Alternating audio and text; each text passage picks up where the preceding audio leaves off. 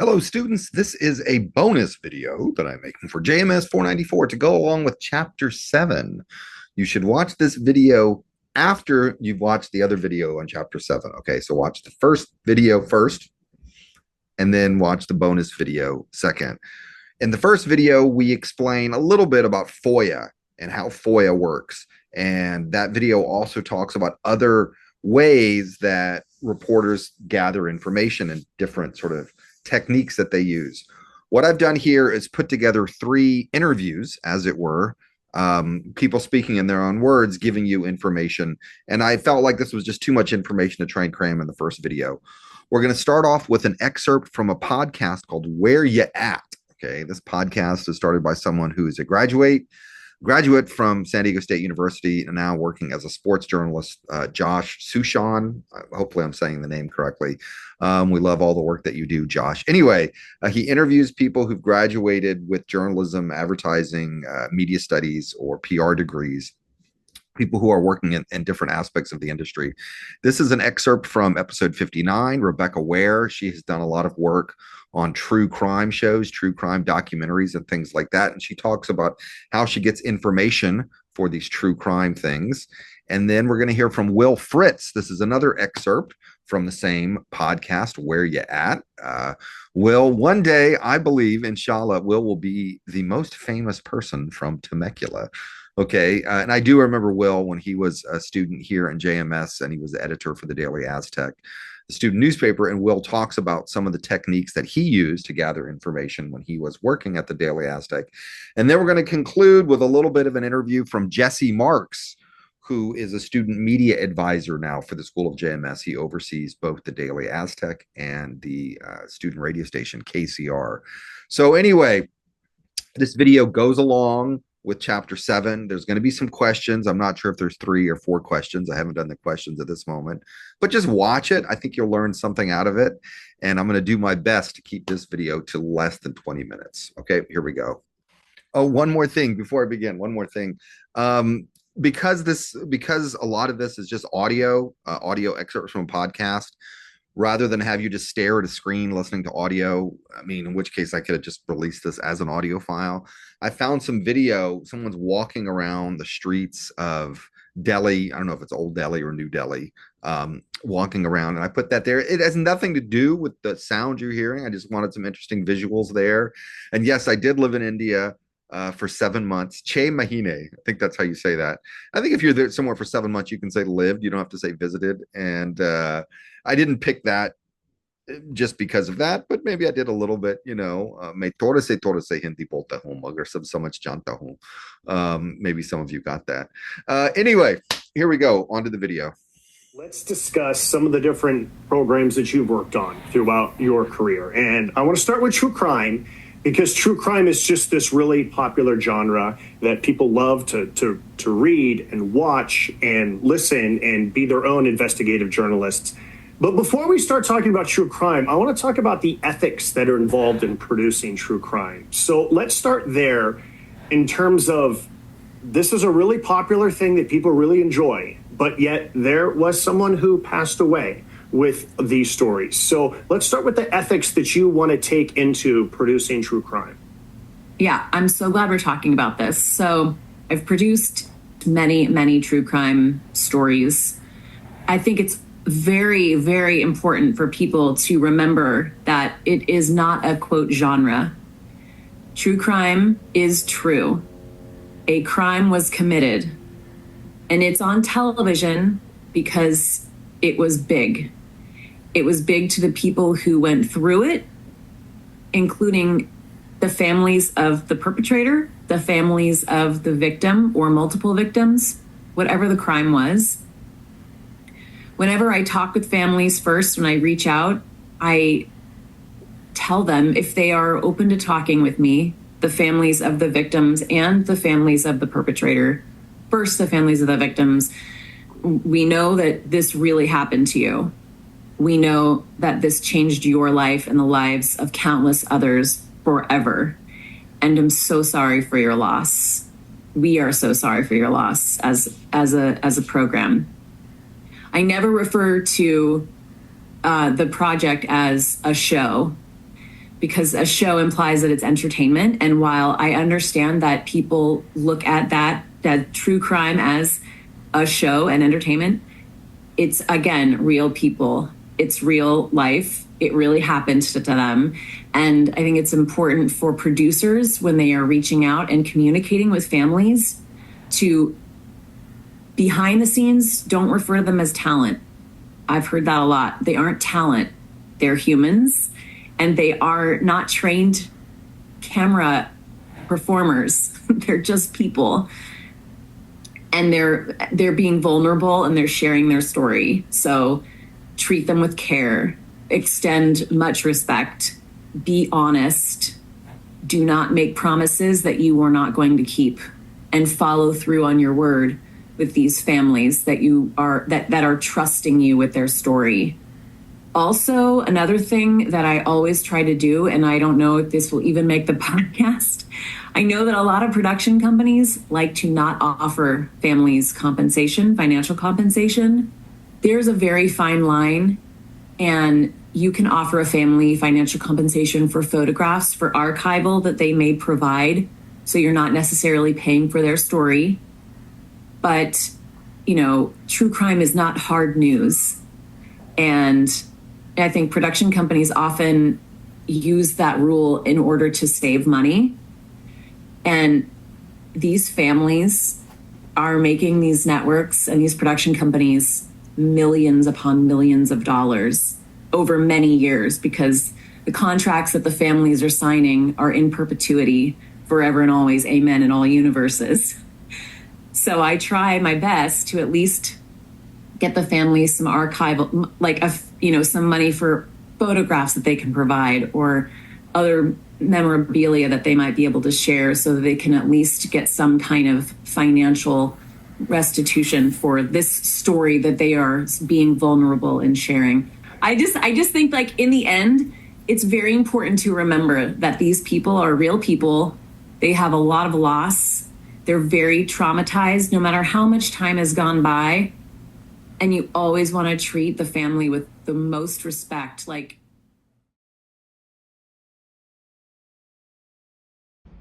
All right, so since the Daily Aztec was such a huge part of your life, let's get into this. You actually tweeted something the other day that had something to do with Freedom of Information Act requests. And so let's start by talking about Freedom of Information Act requests. Do you remember the first time that you put in a Freedom of Information Act request and just the process of it? See, the thing is, actually, I don't remember the first one because I feel like I sent so many of them that they all just like blur together. I definitely had to have sent at least like 20, 25, 30, something in that realm. It really is like not too difficult to make those though, once you realize like all the stuff that is public information and that like should be provided to you, like it just made me really like upset when the university would withhold things. And so I'm like, you know what? No, like I'm going to get this information. And so I would just like look up, I think the first time I just looked up a template or something, or I may have gotten it from Andrew Dyer actually, since he had done that before Southwestern. And, it's not difficult. You just fill in the stuff you want and send it off. And, and then a couple months later, if they're not violating laws, then you should get your information. So I hope that answered your question. Yeah. What other advice can you give us about them? God, I don't know. Just like, don't be afraid to send them. Don't be afraid to don't be afraid to like ask for too much, because they will tell you if they can't give you something, Mm-hmm. Just don't be afraid of hurting feelings. Like, I know that I think I did hurt some feelings sometimes when I sent FOIA requests, but it's also like, sorry, that's my job. So you just got to be fearless. And I will credit to, because I know you already interviewed Andrew Dyer, I will credit him too with some of that impressioning me with that fearlessness, because I think like that was already there in me to an extent, but Andrew really gave me permission to be like my best journalist self, I would say, at the Daily Aztec. There was no investigative idea that I had where he would be like, no, don't do that. What is a story or two that stands out to you, and why? I'll start with one that did require a public records request, since I don't think I answered your question, necessarily about an example of one. Phi Kappa Theta, a fraternity, got kicked off campus in, I think, like November 2017 or something like that. And I was the news editor at the time, I believe. This was actually, I think, one of the student government elected officials or something was a member of that fraternity. And so, it was kind of a big deal. And I remember us, trying to write about it. And I asked, the university, to explain why they were kicked off, and they wouldn't. And I hope I don't get you in trouble or make you lose your funding or something, but they refused to explain why. And I remember just being like, no, this is public information. Like it would be one thing if I was asking for like student identifying information, but I'm not. I don't need to identify any students. I don't need any disciplinary records. Like but you can't just kick off a fraternity and just be like, we're not going to tell you why. So I submitted a Public Records Act request for it, and got the information from them a couple months later. And it was funny because I had the way I had written or requested the information, I had requested communications from certain university officials for like I think maybe a few month time span up until the day that I submitted the request. And so what that meant was they had to include their communications reacting to the public records request in the information they gave me, meaning I got some really entertaining emails. One of them was like all caps, I knew it was coming. And I'm like, if you knew it was coming, why are we doing this the hard way? But we ended up putting out this story though in I think January 2018 about the what had happened with this fraternity. This one was really tragic, but I'm also really proud of our reporting and how we handled it. There was this student who was killed coming back from a football game. And she was struck by a car while like crossing the freeway. And it was a pretty crazy case. And I remember I was the weekend reporter at City News Service, which is like a regional wire service in Southern California. And so my job actually was like on the weekends to just cover the breaking news stuff like like crime, police shootings, fires, different emergency situations. And I had remembered like seeing like when I got in on Sunday morning that like there had been an incident of someone being struck by a vehicle on the 8 freeway on Saturday night. And I didn't really think anything of it because like as sad as it is to say, like stuff like that does happen, and like that I would frequently be writing stories like that, every weekend. But then I came into the Daily Aztec office on Monday morning, and I remember seeing different people in the office were talking about that this girl had gone missing, and that her friends were posting flyers and stuff and posting stuff on Facebook. And then I'm thinking the gears are turning in my head, and I'm like, well, when was the last time they saw her? Okay, like 4 or 5 o'clock Saturday. When did this? And then I'm thinking like I swear I saw something about an accident or something on Saturday. And I'm going back through the records or the archives or whatever, and I find it on the City News Service site. And I'm like, these two things must be connected because of how close they are together. And so I ended up calling the medical examiner's office, and they weren't even, I think, supposed to divulge the information at that time. But I called them, and they were saying, well, we can't tell you the name of the student. And I'm like, okay, well, now I'm not asking you to tell me a name. I will tell you the name. And can you just say yes or no? Is this the person? And I did that. And then they kind of sheepishly was like, yes. And I'm like, all right, well, there's the story. And we ended up breaking that news before anybody else in San Diego, and just kind of resolving the everyone's questions about what happened. Thanks, Noah. I appreciate you having me here. I'm Jesse Marks. I'm the student media manager at JMS at San Diego. So in that role, I advise the Daily Aztec student newspaper and KCR College Radio. I've been a professional journalist for 15 years now, and have used FOIA extensively. I actually wrote a little book about it years ago because I thought it was so important and such an important tool for journalists to understand and wrap their heads around. But I guess I would say first and foremost, what I wish everyone walking in at the Daily Aztec knew about FOIA was just that it exists, which may sound kind of ridiculous to say out loud, but it's a tremendous tool, but it's also underutilized in my experience. And so I think the first thing I would counsel any student to do is to just familiarize yourself with its particulars and its parameters and what you can get and what you don't have access to. I've noticed over the years that most students don't even know that they're entitled to government records, period. And not just basic things like meeting agendas, contracts, memos, but also internal emails, text messages, calendars, contracts, credit card receipts, you name it. I know that it may sound boring, the word public records, and I don't necessarily blame you, but the truth is that many of the stories I've done over the years could not have actually been done without FOIA.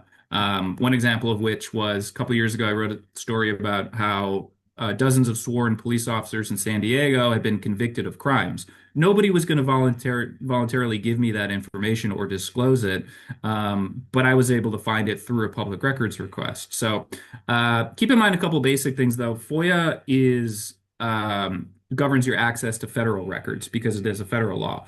So in California, uh, just like every other state in the union, there are different public records laws. And so in California, you should also familiarize yourself with the Public Records Act. The acronym for that is the CPRA. That governs your access to cities and counties, as well as the state and other educational institutions. And there's some important distinctions between the two, but there's also a lot of overlap. But I suspect that the majority of the reporting you would do at the Daily Aztec would actually be under the CPRA. So in any case, I think the chief advantage of both of those laws, both FOIA and the CPRA, is that it helps you to bypass the traditional channels of media relations. I became an expert on FOIA over the years because, frankly, Noah, I was sick and tired of people in positions of power telling me things that were either false or partly true. So think about it this way. I could approach the spokesperson for the San Diego mayor and ask them about a policy decision, and what they reveal to me is totally up to them.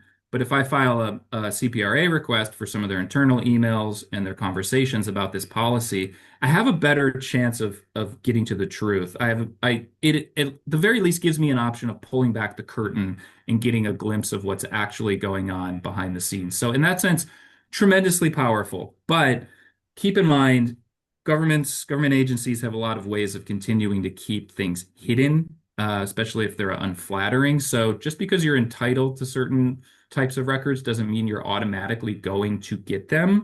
FOIA and the CPRA have a number of exemptions built in.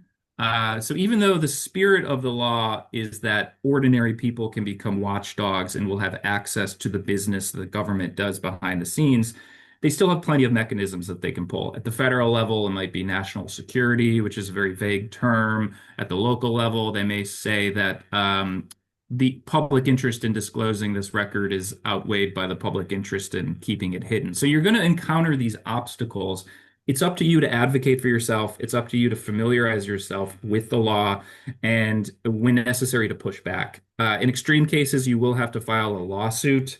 And even then, there's no guarantee of winning, but government agencies will give you the runaround if you don't let them know that you're serious about this work. And so I would stress that you just familiarize yourself with it and understand that you do have opportunities to push back, but you have to advocate for yourself in the process.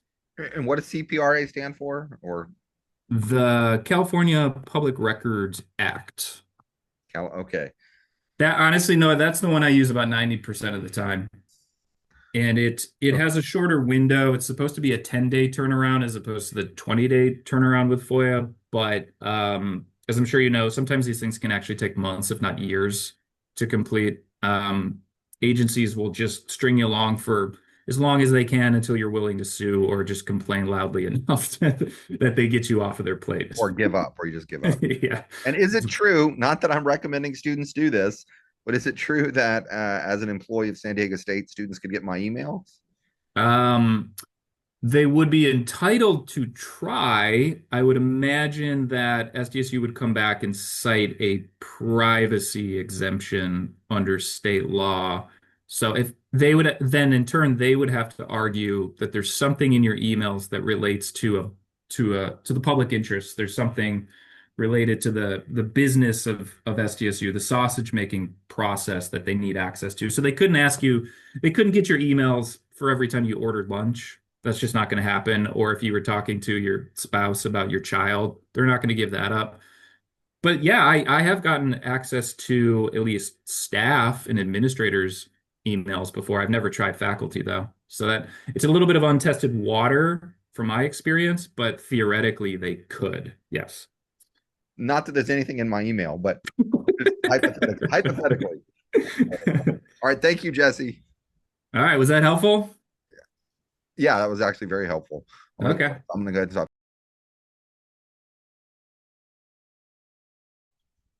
That's it. Video's done. And if I keep this little ending portion to less than 33 seconds, which I think I'm doing, the whole video will be less than 20 minutes. Booyah!